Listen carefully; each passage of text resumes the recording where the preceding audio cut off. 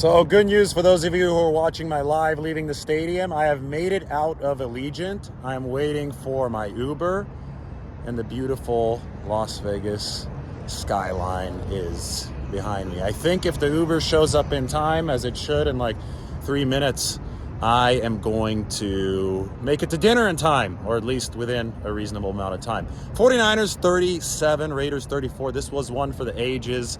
Talk about Brock Purdy and his development.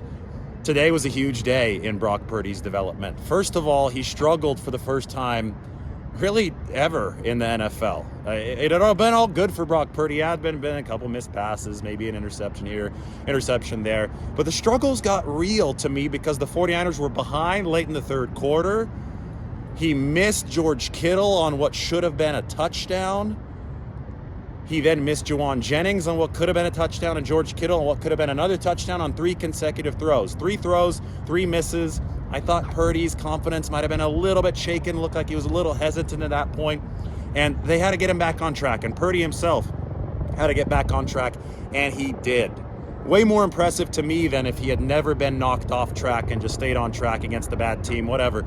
The fact that Brock Purdy got back on the horse and started hitting those timing throws to Brandon Ayuk, who took over the game late, that shows a whole lot more about Brock Purdy than anything that we knew before this football game.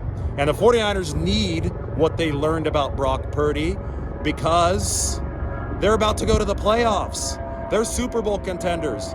So today they had a win like they did against New Orleans in 2019. The defense sucked today. They weren't good. But Brock Purdy, in 3 of his past 4 starts, has helmed an offense that scored at least 35 points. And today he did so even through adversity. The weak points were there. Some of the struggles were there. But it was an awesome performance to bounce back from it. I mean, he led the 49ers right down the field with under 2 minutes to go for what would have been the winning touchdown had Robbie Gould not missed that kick. So, I mean, you got to tip your cap to Brock Purdy.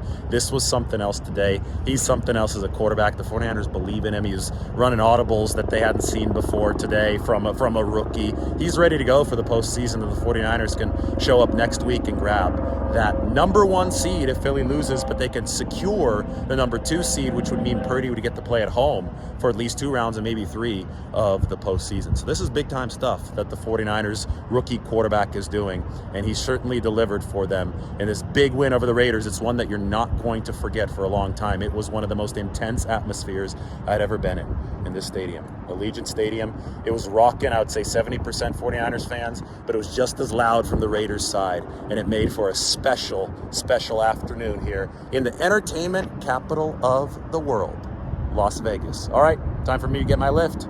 Everybody, talk soon.